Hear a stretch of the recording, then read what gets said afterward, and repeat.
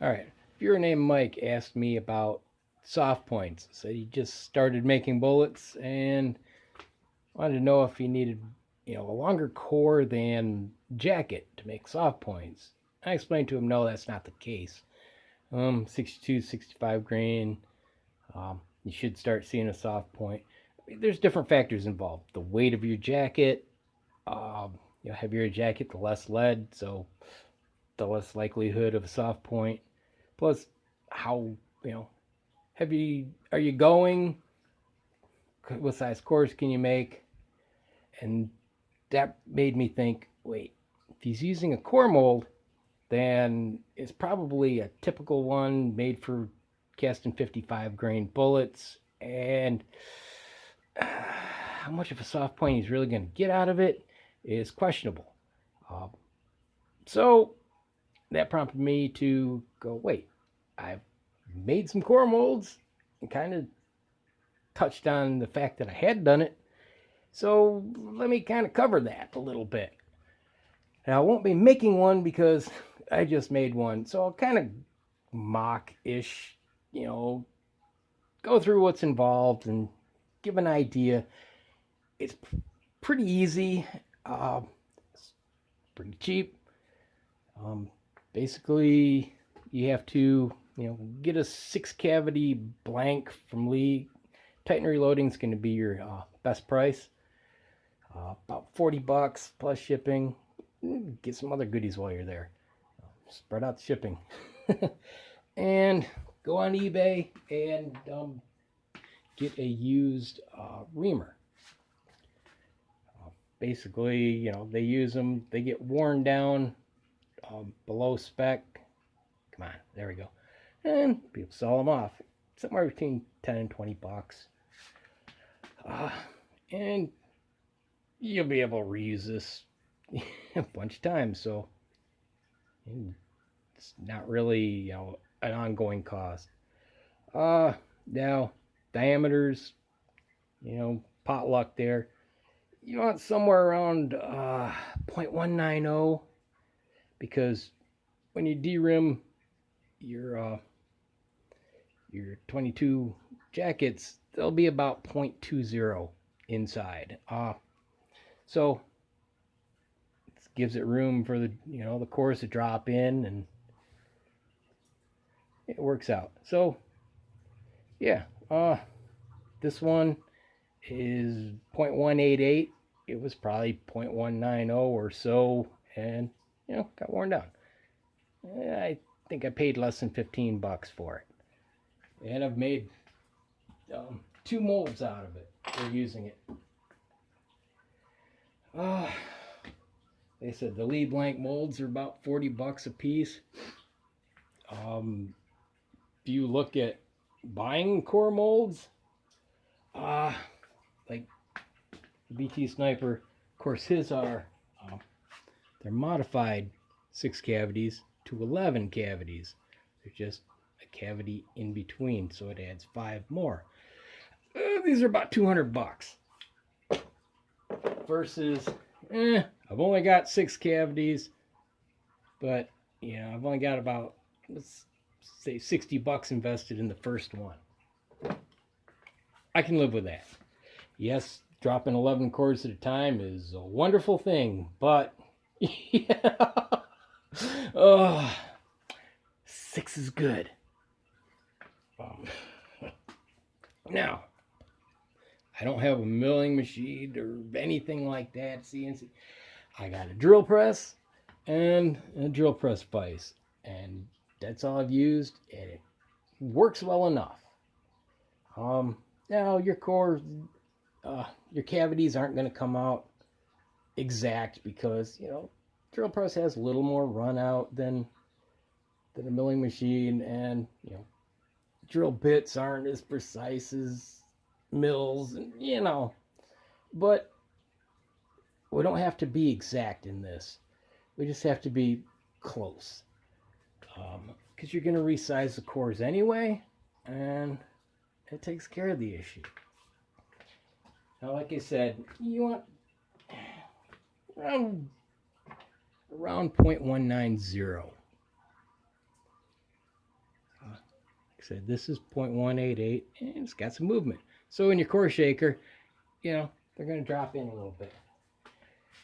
Now the ends, the tips, there are different styles. This is a pilot. It's you know, an angled, kind of like a drill bit. My original mold, it's more rounded. So the end is going to hold more lead in that. And, well, you can see it is maxed out. But you can see how that is, you know, a rounder. It's not as angled. So, you know, in the end it holds a little more lead, but these are actually smaller than what I'm using. Oh, excuse me. He labeled the box 0.184 by 1 inch. And what I measured is, you can see that little line there. The end of the straight wall, that's the depth that he measured. The point isn't figured in. And I think it was pure lead I used. These drop averaging about 82 grain. The ones I made I've only measured and weighed using range scrap, so they'd be a little heavier with pure, but still, this is going to be about 80 grain regardless. And see if I can get you a look at. This is the newest one I made. See if it shows how that's kind of, see, a little more angular. You can see the lines I scribed with my calipers just as a depth gauge. I mean, I set the depth gauge on my drill press, but this was my guideline to go, okay, this is where we're going to go to set everything up, and I could kind of verify things with that, make sure I wasn't way off. Now that one drops about 56 grains, and this one is the first one I made.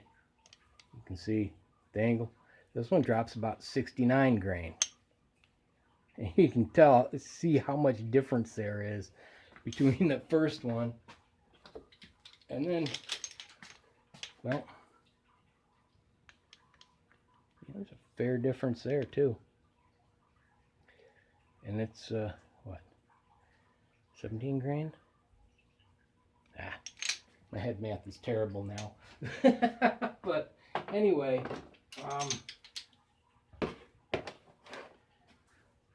like the first thing I do is, you get the blank mold, take a Sharpie, and mark all your sprue holes really well. Of course, the first time you open it up, it's going to smear it. So, yeah, I do it several times and let it dry until it doesn't smear anymore. I got a nice dark circle. And I take a center punch the center of it, make sure it's, centered. And you want this seam, you want that the center. Because if you're off, instead of C that, your core will drop right out of, or a U basically, you end up with a C, and it'll trap it in there, and you have to modify it a little bit. You can massage that out, but your core just got a little heavier, a little bigger. I had to do it with this one actually. I was just a very slight off on some of them, and I massaged it out, and it worked great. This one I was beautifully centered, but my other problem was, well, you take your reamer and you look up what size drill bit you need for that, the pilot hole, and it'll probably be a numbered bit. And I found is, well, you got a little more run out with the drill press. That drill bit might flex a little more than this. Undersize it just a touch. You don't want to go too much. You'll run into problems when you go to use the reamer. But, a few thousandths or so anyway. Because in that last one, what happened was I undersized it, but I didn't go the extra, and the hole was actually bigger than my reamer. I was able to, polish the sides using it, but that was it. Instead of making it, you know, the size. So they're a little bigger. They still work. Um, Good enough. That's the beauty. Good enough is good enough. Uh, yeah, after that, remove all the hardware, the handle, the sprue plate. Just you want bare blocks. That's what you're going for. Take some masking tape or something. Tape up the jaws so you don't, scar your mold. I find I have to take the table and offset it by the time I'm done because you want to, the bolts clamp everything down. You want to take your drill bit, your center punch holes, get it, and make sure that it doesn't when you run it up and down, make sure it doesn't deflect into the hole in any direction. You want to be, nice and straight. Make sure your table's been tightened down, or you're drilling at a slight angle, or it can move. You don't want any of that. You want everything locked right down and straight into that hole. When you tighten this up, it's going to hold everything together, so you don't have to, and it's going to be beautiful. Let's get that seam right in the center. Once you get one hole, drill, go to the next one. Do the same. Get it all. With this, you got 6 times to go. When you're done, swap out for your reamer, and this will polish up those sides. Polish it up real nice. Make it all slick. And the thing is, I kind of jumped ahead here. What I did, because it's like, okay, how deep? For the weight I want, how deep to go? Well, that's going to depend on the diameter of your reamer, and then the tip on it is going to play a small part. A few tenths of a grain here. It's don't have to be exact. That's the beauty of it. I reinforce that. What I did was I took this first mold, and he said he marked the box 0.184, so that's the diameter he used by 1 inch. And what I found is that the 1 inch is, I don't know if you can see it here. Come on, see that line right there that the reamer left? It's the bottom of the straight part of the wall. That's the point. The tip is actually below the measured part. That line is 1 inch from the top. So, do some math off that. Now my reamer is 0.188, so my cores are a little bigger in diameter. That adds a little bit. The tip is angled instead of rounded. That deducts a minuscule amount, but still. And with a little math and a little guesswork. Okay, I just had it come back to me how I actually figured out the depth I needed. I was thinking math, which, well, yeah, I guess, but probably less of that than actually just taking a core, cutting it down, or sizing it to the weight I wanted, measuring it, my calipers, and going from there. Factoring out what the point difference will be, but that was the down and dirty way I actually did it. But I had something huge to work with. In reality, you could take 2 smaller cores and size them till they add up to what you need. Put them together and measure them. The point is going to throw that depth off a little bit, but you can kind of calculate that. And like I said, you can always go a little deeper if you're off. All right, well, figured I would throw that in there to kind of correct my misremembering. All right, well, on with the show. What I did was, drew a conclusion, locked my caliper in at that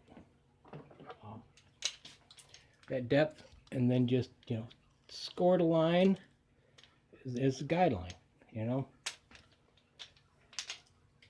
Now, since that is set at the bottom of the straight wall, what I do is set my, the depth stop on my drill press to, the very tip, just to go shy, because you can make it deeper, but you can't fill it back in. Take it down to there, drill them all out, ream them all out, dress them down. Now,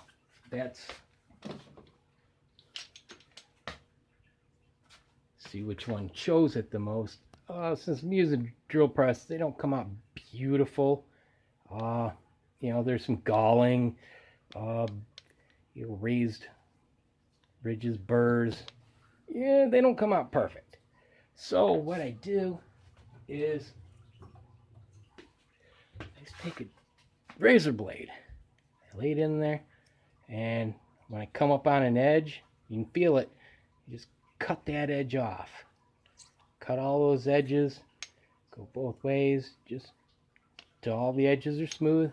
And then on the edges, I would, just a little bit, every edge, make sure they're all smoothed out.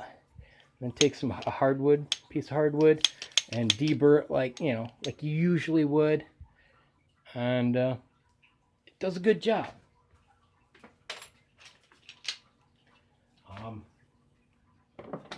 After that, put it all together. Do yourself a favor, put a little anti-seize, some never seize on your bolts. You'll thank yourself later after a few heat cyclings if you have to take it apart. And then after that, go make a few pours on it, weigh them, see how far off you are. Chances are what you'll have to do, if you've done your calculations right, is go down to, the end of the straight wall, down to your line, give or take a little bit, but it's easier to take it away. Well, you can't fill it back in unless, when you break out the TIG welder, that's a little too much for me. But yeah, it's not that difficult. Just be patient. When you're drilling that size bit, 3,000 RPMs in aluminum. So, and I just use a little 3-in-1 oil for lubricant. Just peck at it a little bit. Come up, clear all your shavings. Just peck it till you're done. Like I said, make sure your bit doesn't deflect, and go on to the next hole. When you get to this, it's easy because it'll just go in the hole a little bit, and it's a lot easier to center up.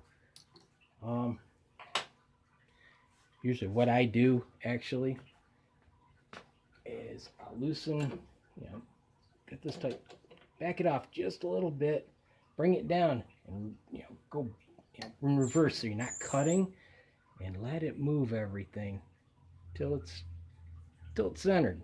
Tighten everything down and go for it. But I found that it is actually good to have different core molds depending on what weight bullets you want to make. It's a lot less wear and tear on the equipment if you're only squeezing off 10 grains versus 20 or 30. I mean, go for a 56 grain core. Come on, stupid thing. And squeeze it down to 45 versus an 82 grain core down to 45. you'd be surprised how much harder that little bit is. Um, a lot of it has to do with leverage. You bring it down, it goes into it bottoms out in the die before you start squishing where the handle is. That determines how much leverage you've got. It's already down where you can just lean into it a little bit instead of getting it down where you can lean into. It becomes child's play. So, but if you want soft points, you need a little more. So you make a mold with slightly heavier cores. And 2 or 3 molds, you can go crazy. Like I said, I got 82, 69, and 56. They're not exact, but hey, they're pretty good. The 69, I think I was going for 65 grain, but it works. It's a lot less than 82. It doesn't seem it, but it really is, and it's a lot easier. But then I was like, that still, it could be easier. So if I made the 56, so I didn't hit at 55, And like I said, you get a little more run out and stuff. Your cavities aren't going to be exactly the same. Like if you're running a milling machine or, you can get things exact. So they're going to vary a few tenths of a grain. Big deal. You've just saved yourself $150. You got 5 less cores, but hey, right? Well, hopefully that, helps someone. Sheds a little light onto what's involved, which really isn't a lot. One specialty tool, used. As long as you got a drill press and drill press vise, that's really the only thing you probably don't have that you'll need, and a blank mold. So yeah, hopefully this is helpful, and well, I'll leave you with that. Have a good one. God bless. See you.